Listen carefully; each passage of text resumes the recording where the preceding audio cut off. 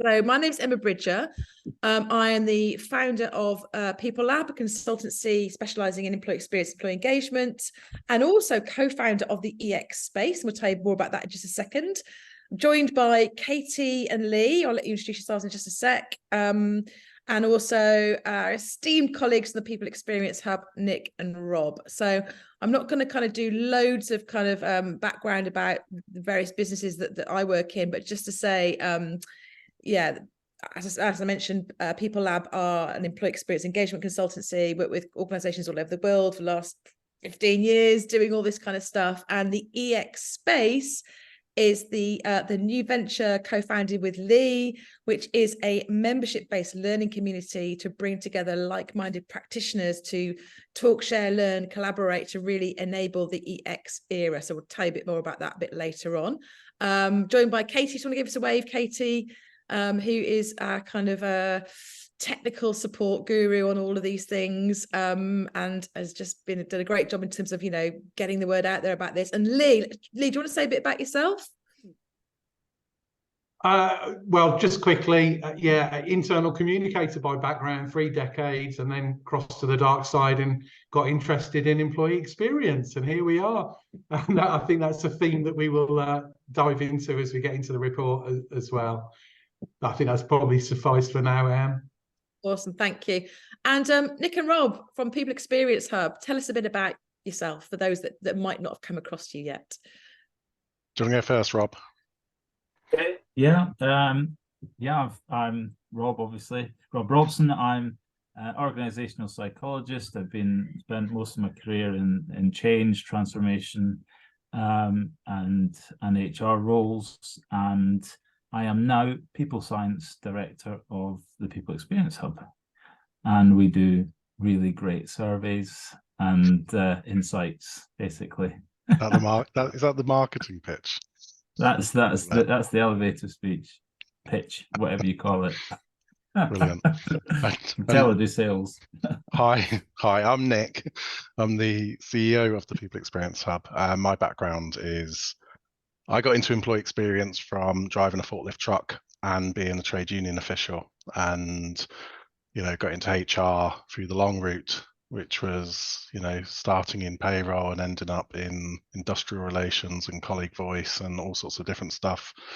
Tesco, and then went from there into various different companies, Associated British Foods, Carlsberg, before going out into consulting and founding the People Experience Hub. So with Rob, we run the business, and we do great surveys. I'm gonna agree with that. But it's not our strap line for sure. But we can share some more stuff later. Amazing, thanks guys. Yeah, you do great surveys, which is why you were the obvious company for us to approach to partner on this exciting piece of work. So it made complete sense to us. So what we're going to do is we're going to share with you some of the key findings from the research that we've run with the People Experience Hub. And we'd really like to run this, kind of talk about clues, hunches and themes sessions. What I mean by that is, think about whatever detective series, police drama of your choice might be. I like a bit of Luther and Line of Duty, but the clues are the kind of facts. We're going to share with you the facts, the data, the things that we have learnt from asking some of you these questions. We're going to flash up some of those stats on the screen, but we really want to get some discussion around them.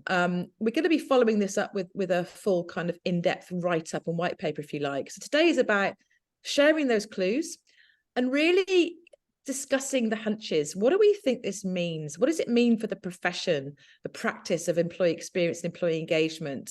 And that in part is why we haven't quite finished the report yet, because we really wanted to run this session today, get some hunches from all of you. You're all probably practitioners or consultants or maybe academics in the field. You'll have views on what we're sharing. We really encourage you to sort of use the chat today to, reflect on what we're sharing. Give us your hunches. Imagine that you're in whatever your police drama of choice is, and you're looking at all the clues on the wall and saying, what does this mean? What's this telling us? What can we glean from this? That's what we kind of really wanted to get at today. So although I'm going to be doing we are going to be doing a little bit of talking at you in terms of sharing the findings, we really want to get that discussion going. I'm going to sort of host today, share the slides, but very much draw in Lee and Nick and Rob to give their their hunches on what we're seeing. And also, as I said, we would love to get your hunches, your views, your thoughts on what we're seeing in the chat, so we can, like, you know, respond to that and reflect on that. And we have got the themes as we see them, which we'll share with you at the end, and the kind of so what really. But we'd love to hear from you in terms of what you think is you know, what's showing up for you. What's this telling you? It's the first time we've run this piece of research, and it's very much about understanding the practice and the profession of employee experience and engagement. So it's not about, you know, measuring how good or not people's experiences. It's about talking to other practitioners and saying, what's going on for you? Where are you at in your organization? And we're going to have obviously a bit of time at the end for questions as well. So hopefully that all makes sense. If I've forgotten anything, guys, if I have, just shout. Please use the reactions button. So if there's something really burning and you think, I've got a really good point to make, put your hand up and we'll get you to unmute and you can share that. As I've said, you know, use the chat to reflect back your hunches on what you're saying to us, because you really want to find out what you think about this research. And yeah, reaction buttons are always good, because then you realize that people are actually, thank you. Thanks, Nick. You know, people are out there. So it's just such a simple way, isn't it, of kind of having more of a sort of, you know, more of a kind of dynamic conversation in this sort of this new way of meeting and sharing and collaborating. So unless I've forgotten anything, and if I have, let me know, team. I'm going to, thanks Sinead, I'm going to go to the slides, and I'm going to sort of share a few slides. I'm not going to read from them because that's really boring and you can read for yourselves. I'm just going to kind of flash them up, give you a sense of what we're finding, and then really kind of come back to my esteemed colleagues for their thoughts and views and reflections and their hunches on what we're seeing. So let's bring up the slides. Okay. So this was really, as I said, about understanding the state of the profession, not the experience that employees are necessarily having. So I guess just to start us off, a few sort of top line demographics here. And again, as I said, you know, I'll let you read the stats for yourselves. But I think the one that really jumps out at me here was 74% have got a dedicated EX team. That was quite a surprising stat for me. Straight away, you know, the clue was, the facts are that, you know, the over 100 organizations that got involved in the research, you know, 3/4 pretty much have got a dedicated EX team. That's a really strong signal for me, because I know from research that we've run with People Lab, even as much as a couple of years ago, that was not the case at all. And we know, for example, that, you know, LinkedIn have reported the, you know, jobs with a job title of EX in them has been a real fast growing kind of area of recruitment. So we're definitely seeing organizations kind of putting dedicated people or teams in place to do this stuff. So I think that was kind of a real positive signal, and I was quite surprised. Love just to hear what you think about that. Are you surprised by that? You think, actually that feels about right? I was really surprised by that. So there's a lot more that sits underneath this, but we tried to kind of pull out the kind of key themes for the session we've got today. So that was the first thing that was really quite interesting to us when we analysed the results. And just in terms of level of experience, you know, we asked people, you know, where are you at on your journey? And I guess less surprising is the majority are in that I'm developing and learning, which, given the, you know, the kind of the idea of employee experience has only really been explicitly talked about for about the last sort of 6 or 7 years. As you probably know, Mark Levy from Airbnb was kind of heralded as the person that really coined it. It's quite a new area of practice, though, although actually we've all been working on employee experience since we got into these sorts of roles, but we might not have known it was called employee experience. You know, I guess this was kind of what I expected. Although, you know, the 26% experts, you know, I want to know who they are. I want to talk to them. I want to find out what they're doing. I want to find out about the success they're having. So if you put yourself in the expert box and tell us more, get in touch with us. We want to find out from you what you're up to, what's working for you. And for those people who are in the place of, I'm actually so good at this stuff, I'm coaching and mentoring others, yeah, let us know. We want to hear from you. So yeah, a couple of sort of demographics just to start us off. And in terms of, you know, where the teams are sitting, again, I was really surprised by this, pleasantly surprised that, you know, the dedicated teams are sitting in employee experience. The next kind of most obvious area that these teams sit are in HR, followed by engagement, internal comms, C-suite, and then some in L&D. So again, I think this is quite an interesting stat that EX, more we're sitting in a dedicated EX team department area than we're sitting in human resources. So I think that was, again, like a really interesting kind of finding for me that came out there. So just in terms of those stats, I'm just going to stop sharing a second, just come back to the team. Anything for you guys, Lee, Nick, Rob, that really stood out with what we've just shared there? Nick's already got his hand up. I'm loving that. Nick, you go for it. I know you've got some thoughts on this. I mean, there was a couple of really interesting things for me. And I think the two things that I would probably call out was, the first one about, you made the comment that employee experience as a job title is the fastest growing, and therefore I'm probably unsurprised about that 74% have dedicated EX. We know it's fast growing. And actually, when looking at that maturity piece and saying where are people at it, I almost looked at that and said, what have we got here? Have we got early adopters who have been in this for a while, who are now those experts? We've got people that are developing and transitioning. They've applied for those jobs. They've got those jobs. They're starting out. And I guess that final piece about where they sit. And the piece for me was going, I was probably initially surprised that employee engagement didn't have more in. And then when I thought about it, I actually thought the concept of employee experience is far broader. The concept of employee experience is about that total experience that people get in the workplace, whereas employee engagement can be quite narrow, can be about maybe being motivated or being committed or being advocates. And that's the outcome, not the experience. And the experience is all of the parts, the elements of the environment that they're in. So I think actually seeing it as dedicated EX and HR says to me that we've got people who've got their fingers in the pies of the right places are getting involved. So and that's a call out. I'm making a reach, but I hope that's kind of what I read into it, and I hope that actually signals a really positive future. Definitely. Any other thoughts from you guys, Rob or Lee? Yeah, I mean, I think the only point of caution, I suppose, is that we know that we were getting, when we went out to people, we were getting responses from more of an EX community than an HR community. Yeah. So it'd be really nice, next year to see what happens if we do reach, a broader HR kind of community and get a wider range of views. But it's encouraging. Yeah, definitely. Lee, anything from you? Yeah, I mean, I guess just from my background as an internal communicator who's come through into EX, I think what just over 1 in 10 there from an IC background doing EX. I think that's really interesting. We're seeing a lot of interest in that IC community now, and a lot of people saying they're keen to make the leap into a broader, more holistic EX role. So I think that's the beginning of something there. I think the caution is that, sometimes what we see is I see people using the kind of banner or the label of EX, but not really changing what they're doing. And it's still very much a kind of top-down, messaging-led channels and content discipline, whereas genuine EX is a very different animal. So I think, again, one to sort of probe as we get into the nature of work people are doing, Emma. Okay, cool. Strong start. Again, let us know what you think about those initial sort of high-level stats we've just shared there. If you've got any reflections, if you've got any hunches, let us know. Okay, so I'm going to carry on.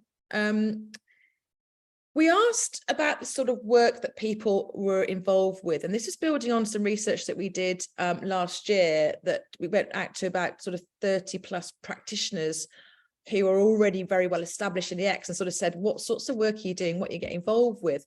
And off the back of that research, we developed what we call the 4 EX archetypes, pretty self-explanatory. So the architect is someone that's very much operating at that strategic level. They're doing lots of stakeholder management. They're looking at the bigger picture.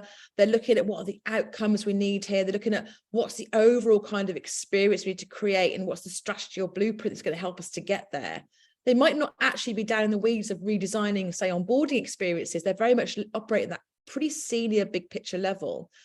The planners are those kind of people within different teams that then take that blueprint, that plan from the architect, and they kind of start to deliver on it. So it might be your internal communicator who's taking that kind of a EX blueprint, if you like, or EX strategy, and saying, well, how can I ensure that internal communication supports what we're trying to achieve here, supports that overall experience? So it might be somebody in an L&D team, heading up an L&D team, that says, how can I make sure the learning experience supports that overall kind of blueprint that's been developed? Then you've got the EX designers. So these are people using tools like design thinking, positive psychology, who are actually redesigning very specific experiences, typically those HR life cycle experiences. They, things like onboarding, things like exit, things like performance management. And then you've got the builders. Those are the people at the front line who are taking all of that and going, right, I've actually got to deliver on this. I've got to, maybe actually design and deliver and execute a new training program for our line managers that supports this overall kind of EX blueprint that I'm working to. So we asked people, the reason it doesn't add up to 100 is because we kind of gave people the opportunity for each of those areas. We sort of said, to what extent are you doing work that, you would think would sort of tick the box of an architect, tick the box of a planner? And I think what for me, what comes out here is that actually at the moment, people are kind of doing a bit of everything, despite the fact that we've got these dedicated teams. And actually, we haven't shared it on the slides today, but what we found is that the majority of teams, it's about 41%, looking at my notes here, in fact, 41%, said that their teams are actually 2 to 5 people. Again, a really strong signal there. So teams are kind of small, but they are there. But I guess people are doing a little bit of everything at the moment, which you kind of expect. So that was kind of my key takeout on the archetypes. I don't know if you've got anything to add to that, Lee, because that's kind of something that we worked on together, the archetypes. Anything you want to add to that sort of? Yeah, I mean, I think, as you say, our previous research was more qualitative based. So for starters, it's great to have the data now. This has sort of proved the hunch that we had, that people are wearing multiple hats and they're moving from one zone here into another, and doing, getting their sleeves rolled up one day, doing the strategy and architecture another day, and so on. And yeah, I think that's the reality check for a lot of people now, small teams. And I think, as we'll see as we go through the research, this underlines an overarching theme, which is that EX as a professional discipline is in its early stages. It's relatively embryonic at this point in time. Yeah. And if you're interested in finding out more about the archetypes, we've got a free download, which Katie can pop in the chat, I think. She says, putting her on the spot. You can download that just to find out more about that research and what sits underneath this. Also in that paper, we've got the first thoughts on the strengths and skills that are needed to really excel as an EX professional practitioner. So in terms of organizational priorities, we asked about organizational priorities and challenges. And again, I'm not going to read out all of this. You can read it for yourselves. But unsurprisingly, I think people are kind of starting off in that sort of safe space, that redesigning specific experiences, things like onboarding, things like performance management. That's the obvious place to go when you first start working in an EX, because it can feel massively overwhelming.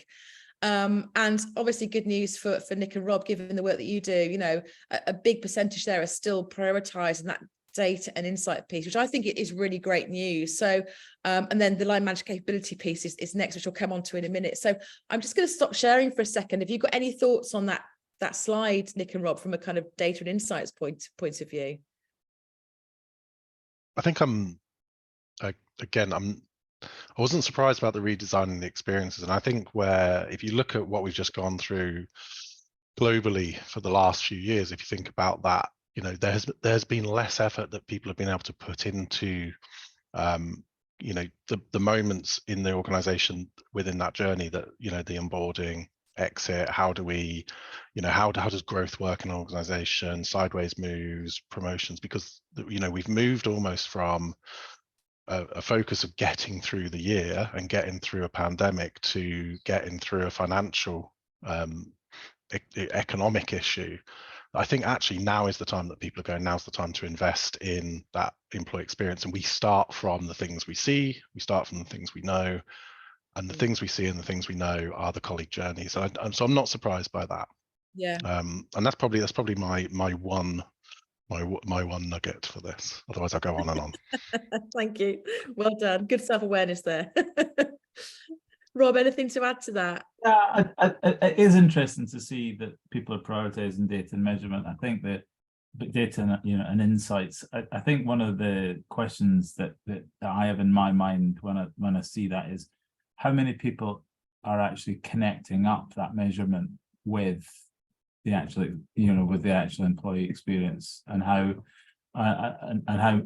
what's it giving them versus just we're measuring engagement, we're just we're doing are they connected, and that's what the data doesn't tell us. Yeah, it's a great question we could further explore with this group if we wanted to. So tell us what you think about that. I've seen we got a great point there from Jane as well. Have a look at the chat if you haven't seen that, but I think it's a really, really good point. Okay, I'm going to keep us moving on because I'm conscious of time. The other thing we then asked was, okay, so if those are your organizational priorities, what then are the challenges? I'm going to come back to that line manager bit in a bit later on, but interesting that it's both a priority. It's like, yeah, 68% saying it's a priority, so it's up there. It's not far beneath the other two. It's also the biggest challenge, unsurprisingly. There, I think it's always been a challenge. We'll come back to that. Also, really interesting that the securing resources and budgets and the winning senior level stakeholder buy-in are the next two. And I think for me, one of my hunches is they're probably all wrapped up together. Lee, have you got some thoughts on that? Yeah, absolutely. I mean, I think, again, going back to experience within internal comms, it took a long time for internal comms practitioners to be taken seriously. And, and it's a lot of hard work to get there. I think, again, a big overarching theme with this is that we need to do much, much more to educate and win over senior leaders. And that obviously then translates into investment in terms of resources, in terms of budget, and understanding what we can achieve and the impact we can have for organizations, and allowing us the freedom to kind of get stuck into that remit. So I think there's just a lot more to do. We delved into perceived understanding of engagement versus EX. And engagement scored much higher. Employee engagement has become, whether good or bad, and there's different views on it, employee engagement has become part of the terminology that we use in organizations now. It's part of the language, but EX still is very much on the periphery. So, we all need to work harder to build understanding, get senior leaders on board, talk the language of the business, and demonstrate impact. Yeah, thanks, Lee. Yeah, I agree with all of that. And I think, you can kind of sort of merge some of these themes together. I mean, I think, winning senior level buy-in is absolutely linked to, if you win the buy-in, then you're going to be able to get the resources and budget. So those two are absolutely linked. And I think the bottom two, clarifying our approach and developing the strategy, again, those two are kind of part and parcel of the same thing. And I think if you get those two bottom ones right, then you're more likely to be able to win the buy-in and get the budget. And then you're going to be able to develop the line manager capabilities. It's kind of almost like a hierarchy as I'm seeing it there. Love to know what you guys think. So I'm just going to move on now to look at maturity. We developed with my co-author of the book EX by Design, which is just about to go into its second edition. Belinda Ganaway and I developed a kind of an EX maturity path and a maturity measure as well. We included a few questions around that, and we asked people to kind of rate where they're at in terms of their journey. And almost a third are kind of in that forming stage where the EX is fragmented and incoherent. Majority are in the middle, so yeah, do some good stuff, but pockets not consistent yet. And 5%, again, who are you? I want to know who you are. We want to share your story. So if you're in that transforming bucket where the EX is connected from beginning to end, tell us about it. And we delved a bit more deeply into the EX maturity. Again, I'm not going to go through all this. It will be in the full report, but some really interesting findings here, and they kind of reflect what we've seen before, although I think people are a little bit more optimistic on their kind of transforming levels when it comes to the individual questions and the overall big question. But we're seeing the majority of people kind of indicate they're in that middle section. And I guess the sort of the section that jumps out for me where there's work to do is that last question, which links to the question before, which is EX is intentionally planned, designed and joined up. So for me, that's where the big opportunity is.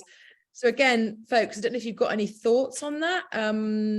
Team, Nick, Rob or Lee, any thoughts on that, what we're seeing there? I think again, Emma, one of the themes for me that leaps out here is we're almost in tactical mode at the moment as professionals. We're kind of, as we saw earlier, the highest priority is to get stuck into the parts of the employee life cycle that are maybe broken and fix those. But actually what we're not doing particularly well or consistently is that kind of strategic thinking. And I think, again, we come on to this with some of the other findings that we'll share shortly. But that leaps out for me. It's a kind of tactics first approach at the moment. And actually, if we're to develop and grow and be taken seriously as a profession, we need to switch that around. We need to get the strategy sorted and clear, hardwire it to the organization's purpose and strategy, and then build everything off the back of that. Yeah, definitely. People Experience Hub, guys, anything to add to that? Any thoughts on what you're seeing up there? And put the slide back up if that's helpful. It's demonstrating impact, being, having this sort of, I think it was the second highest of, that were just forming the lowest level, and we saw in the last slide one of the biggest challenges being that resources, getting resources and getting buy-in. So you can see that connection here, that if when people are not sort of measuring, monitoring the impact, it's all very well measuring, but how do you know that you're actually making a difference in the business? Yeah. Okay. I think that data and insights piece, and you kind of look at the forming stuff, it's interesting because, and I know we'll see this a little bit later as well. I mean, we've had data for years, right? And we've had, lots and lots of data telling us lots of things about, employees, people at work, the experiences they have. I think the important thing though is now connecting that in to insights that drive strategy. And I think Rob and Lee have both said this anyway, which is like, how do you deliver transactional, tactical and strategic when you're a team of 5 people, and that architects and the archetypes that you had are blended? I think what we'll start seeing is people falling into those natural roles, and if we're forming in this space, most of the leadership teams that I've certainly worked with, if I can't give the data and I can't give the why, you're not getting me on board. So I do think it's that. I don't think you said, Emma, that maturity piece or that natural step piece. This really backs it up. Yeah, there's definitely a clear story starting to emerge here, isn't there? Okay, cool. I'm going to move us on because we've got lots to get through. So we asked about tools. So we asked about analytical tools and strategic tools. So I'll just let you kind of read down that list to take that in. And then I'm absolutely going to come over to Nick and Rob to comment on this, because it's kind of very much reflecting on the point you just made, actually, around we've been measuring, we've had data for years, we've been measuring for years. And sure enough, the top analytical tool used is still the annual survey. So I think it's a really interesting kind of, again, interesting sort of story coming out there.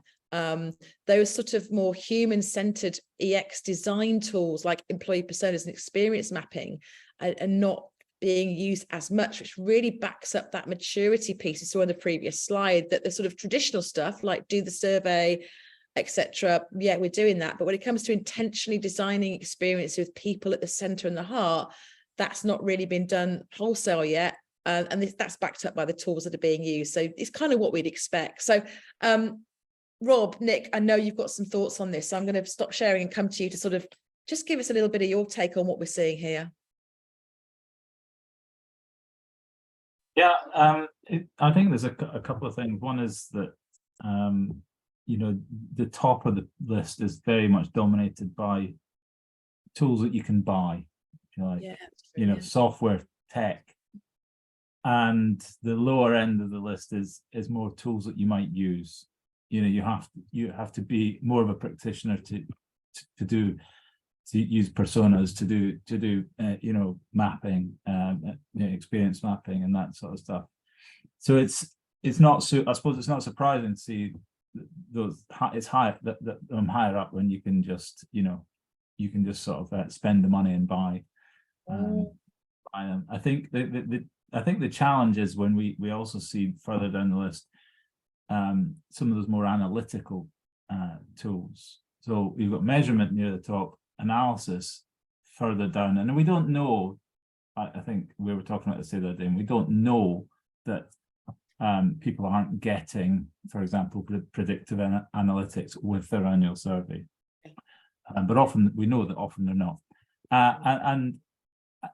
but it suggests possibly that there's more measurement going on than insights, intelligence, as the bubble on this slide says.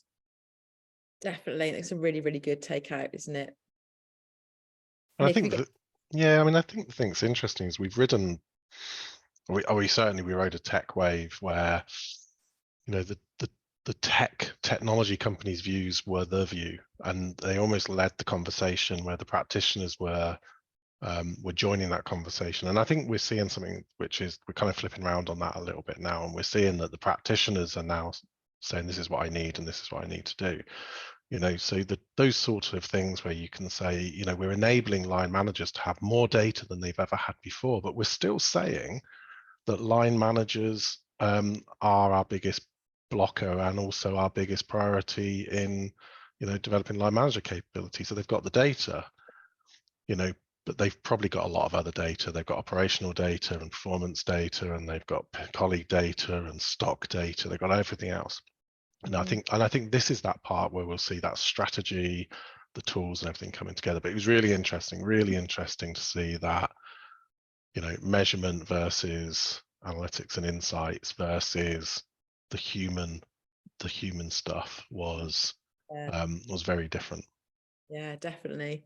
Lee, you got any thoughts on what Yeah, I was just going to add, when I saw it, I almost cracked open a bottle of champagne. Focus groups and listening forums ranked number 3 there. I'd applaud that. I think in the past, those qualitative ways of capturing data, if you want to view it that way, have been underutilized. So it's great to see them on there and actually done well. Focus groups, listening forums are part of the answer. They're part of involvement and part of the way that we become more employee centric. So, I kind of hold that one out slightly to the side and applaud everyone that's using focus groups and other qualitative techniques alongside the data. Yeah, and I know we've discussed with between us 4 and also another webinars, the sort of the growing maturity that comes with EX is that recognition that it's okay to bring in experts from other disciplines, that just because you're a brilliant HR person doesn't mean you're going to be a brilliant data scientist, for example. And I think our counterparts in sort of CX have done that very, very well for years. And I think we've tried to, in the people side of the business, we've tried to kind of do it all ourselves. And I think those companies that are much more comfortable with that maturity kind of path are kind of saying, you know what, we need to partner with areas of the business or external consultants or whoever to help us to really make sense of the data. So we can, to your point, Rob, so we can go from data to intelligence. Rather than just try, and it goes back to the point you made, Nick, about line managers, just giving line managers a load of information, expect them to know what to do with it. It's, well, no wonder they're struggling, really. I think we give them a hard time. But anyway, we'll come on to line managers in a minute. I'm going to go back to the slides and just talk about, so we asked about the analytical tools, and then we asked about the strategic tools. And again, I guess what we're seeing here is a similar story played out here, in that the obvious tools of old, the things that we're using to form EX, are what you'd expect. So the vision, mission, values, the strategy, the business strategy, that's all good stuff, nothing wrong with that. But those more sort of specific subject matter expert EX tools like journey mapping, like developing a definition, even they're much further down. Developing an operating model, they're much further down. And I guess that's just kind of backing up a lot of what we've talked about already. So I think this is kind of what we'd expect, and I don't think any of us were particularly surprised by this, but there's a huge opportunity here to really focus on using EX design thinking tools like journey maps, service design tools, etc., to use personas, to develop a strategy to help us to inform our employee experience. I'm going to move us on in the interest of time. We've got a lot to get through still. So I've mentioned the managers piece a number of times. So we asked about line managers, we asked about senior managers. So again, I'm just going to kind of flash up the stats here and love to get your views on this. So we know that it's a high priority area, and we know it's a key area of challenge.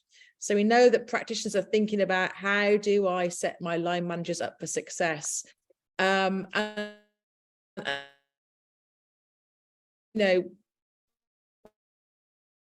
I already mentioned the fact. Oh, I think we're losing Emma. Yeah, I think I think Line- Emma's signal's gone there. I wasn't sure if it was my connection. No, I know. I wasn't going to come off mute just in case it was me, we but kind of yeah, we lost expect Emma them temporarily there. Just what they do and do it. See here. No, Can you hear me now? I am still here. I'm still here. My Wi-Fi is showing full, so I don't know what's going on. Can you hear me? Yep. We've got you back. We've It's got life in the new You're world, back Emma. now. Don't worry about it. It's all good.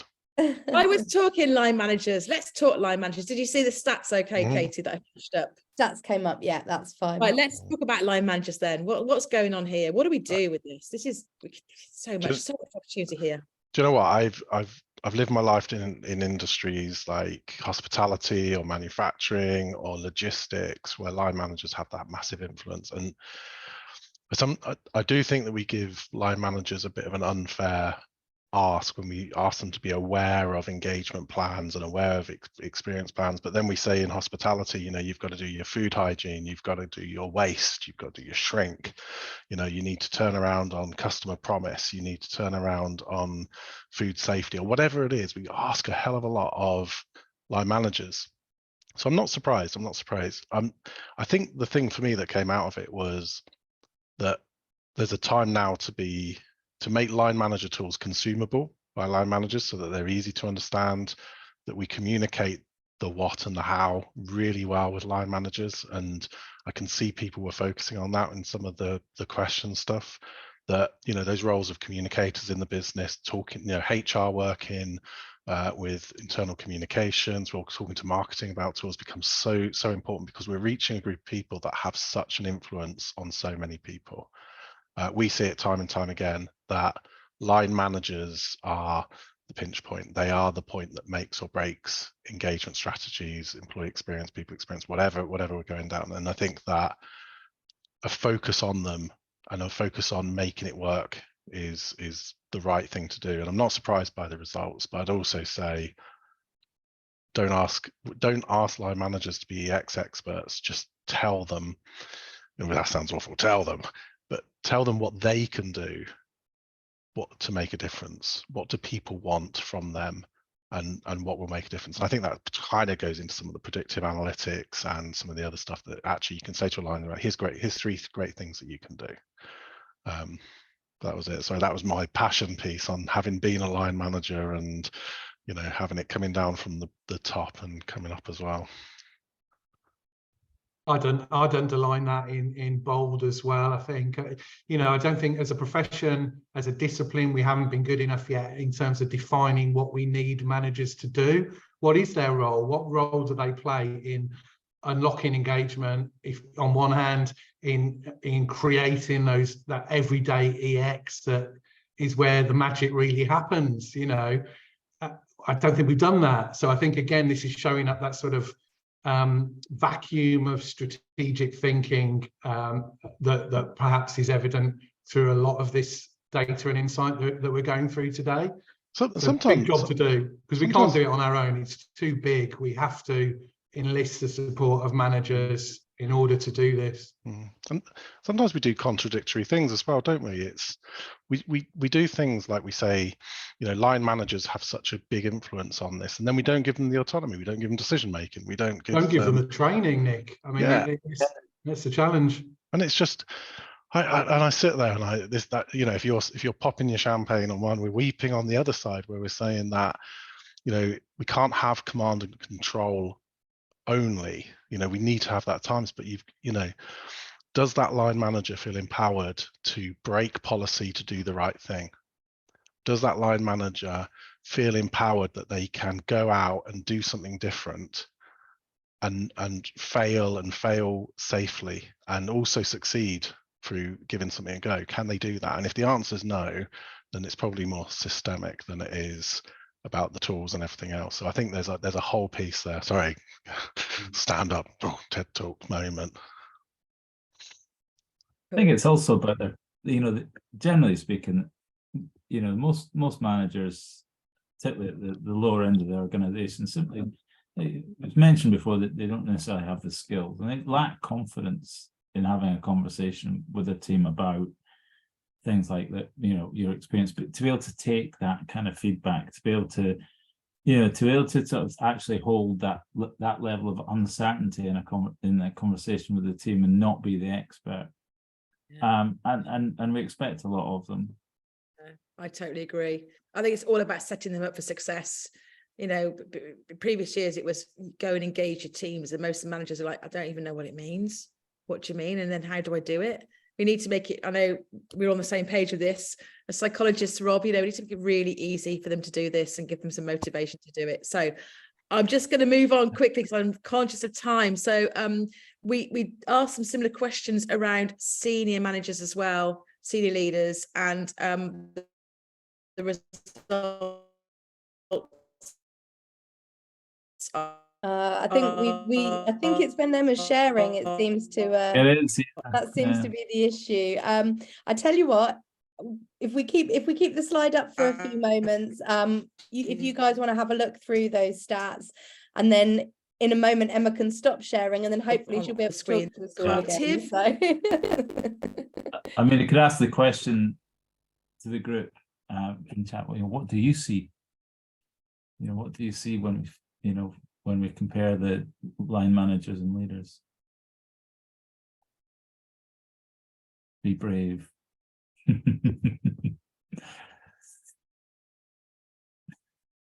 It's pretty damning, isn't it, when you look at 30% say that senior leaders have the skills and capability to facilitate great EX, great experiences. That's pretty damning of that senior audience. And again, maybe we're part of the problem in that we haven't defined clearly enough the role that leaders play. But it's a pretty depressing picture that paints for me. I think as well is what did we ask our senior leaders to do? What did we ask them to do for the last few years? We asked them to navigate through a complex environment. We asked them to protect our jobs. We asked them to protect our society and all the rest of it. We didn't say to them, we want you to be awesome EX practitioners.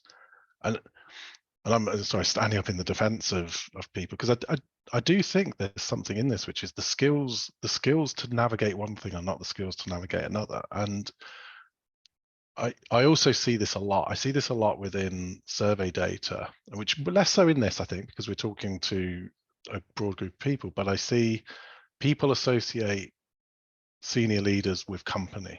So how do I perceive my company is how I perceive my senior leader.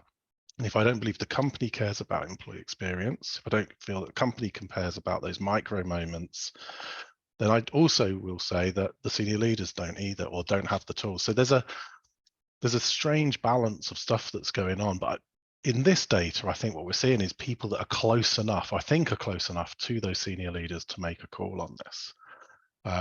So what I'd be interested in see is, how does this progress now? How do we go, if we're through navigating complex change with an uncertain environment, if we're moving into navigating through employee experience, how do leaders get that development? How do they get that training? And how do they get that focus as well? And it goes back to that original point, which is we have to help people make the business case so that they can persuade senior leaders to release the budget. And I think it starts with that. And I think as a community, this is what everyone has to be doing. Don't gatekeep. If you're doing, Emma said this earlier, if you're doing an amazing job, if you're doing something great, reach out, tell the community, tell everyone what's going on. How did you do so? How did you overcome an obstacle? And I think that's going to be the start. the journey. Sorry, the hippie in me is coming out now.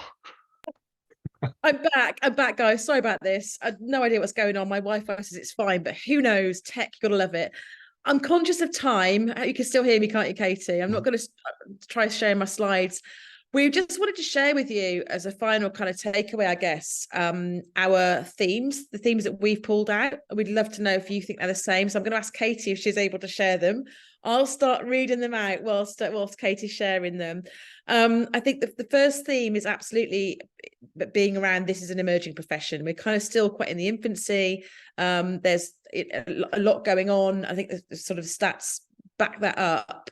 There's a second theme around big work to do to enable line managers to get good at this. And let's learn from the mistakes we made when it came to engagement. Let's not just assume they know how to do this. Let's not kind of squeeze them. Let's make it dead easy for them to do this. Let's also remember their employees as well. And they also have experiences at work, and what's their experience like. We've got some work to do around winning over senior leaders, as you just talked about. We definitely need to be more strategic. So we need to think about our strategy, how we get that stakeholder buy-in, how we really get on the same page in terms of what we mean by this. And we need to be much more employee-centric in our approach and start to use those kind of service design thinking tools and take a genuinely human-centric approach. So we go into the themes in a lot more detail on the report. We also have a kind of top 10 things we think that we could do straight away, quick wins as a kind of next steps, which I'm not going to share now because we haven't got time for that. Don't worry about that, Katie. But it's all in the report. But what I wanted to do is just kind of turn it over to any of you to ask questions, and also just to ask for sort of final comments and thoughts from Nick, Rob, and Lee as well before we finish up. So whilst you're thinking of your questions, Nick, Rob, Lee, any final kind of thoughts for you before we finish up?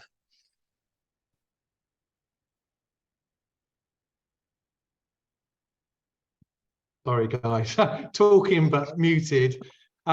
If I get the ball rolling, I think, for me, there's some great news in here, and we know from all of our conversations and all of the work we do at the EX space that there's a real passion and focus on this area at the moment. I think we've got a window of opportunity, right? And we need to think about and learn the lessons of other disciplines over the last few years, over the last few decades, and take note of this. We've got, I think, a couple of years to make the case really strongly for EX.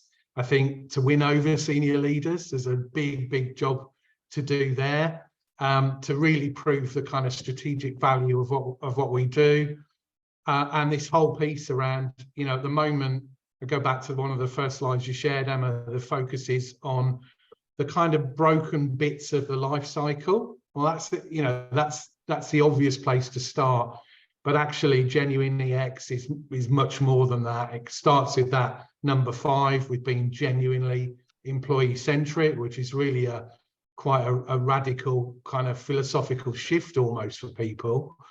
And grows from there, really. So I think we've got a big job to do, a great foundation for success, but a limited window of opportunity to get this right. Thanks, Lee. I've got a question coming. I'm just keen to answer this, and it's from Helen, and I think it's Helen. I'm assuming that's the Helen that I know because it's such an unusual surname. It is. So we seem to have lost Emma again. Oh, Emma's. I can ask it live if that's helpful. That'd be amazing, Helen. You Thank can hear you. me. Thanks. Okay. Yeah, I do know Emma of old, although I probably disappeared at about the age of 23 and popped up as a 42-year-old. She's probably thinking, I don't recognise your face. I was just wondering whether focusing on the EX. She's coming in. I'm going to read it out. So yeah, I just wondered if you noticed any differences about particular industries kind of adopting EX or focusing, prioritising it over others from the people that you work with or from your own experiences.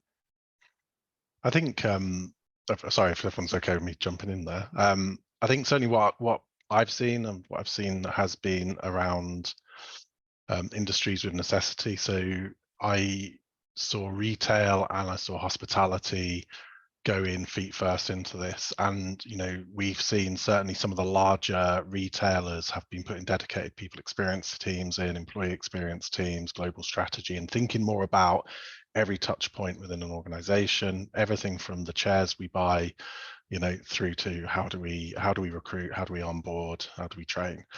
And I think there's something in this, isn't it, which is like, is it necessity's the mother of invention, and I think that's it. So where we see the need, and I also think where we see the Googles of this world, and if there's anyone from Google here, apologies, I think we don't necessarily see the necessity, but we see the budget, and therefore, you know, they're getting ahead of the trend. So I think those people at the very, very front with large budgets are doing this, but I think the people we've seen have been the people that have needed to do it. People that have had external challenges to overcome, where EX just makes sense. That's our differentiator. Thanks, Nick. That's great.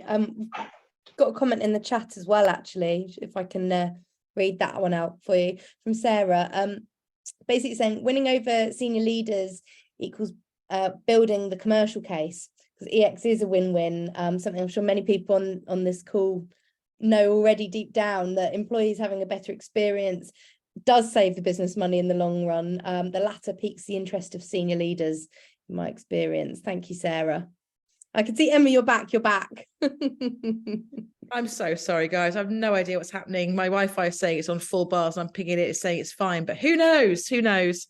I don't know what I've missed, but I know we're almost at time. So thank you, everybody, for coming along today. Really appreciate it. And thanks for bearing with me leaving and coming back again. Very rude. I'm very sorry about that. I'm normally in my office, but I'm at home today for various reasons. So thanks for sticking with us. We will be getting the report out to everybody in the next few days. We just wanted to sort of give you a chance to reflect on what you heard today. And if you've got anything that you think's coming up for you, please pop it in the chat, because we'd love to hear what you think of the results so far. So thank you for your time. Anything else to add, Nick, Rob, and Lee, before we finish up? I dared, and it'll go on till 7 p.m. Yeah, there's loads to come in the report itself, and I think it's been good to you know, good to have the conversation. Plenty more in the report. The one thing I will say, sorry, 2 minutes. One thing I will say is, it is amazing that that community piece, that I genuinely see that happening, and coming on webinars like this with so many people who are interested and want to experience it is awesome. And that's my big ask. If I had an ask of everyone, is share, don't gatekeep. You know, good people don't gatekeep. Yeah, get it out there. Competitors, everyone, let's share the love and make it better for people. Absolutely. Yeah.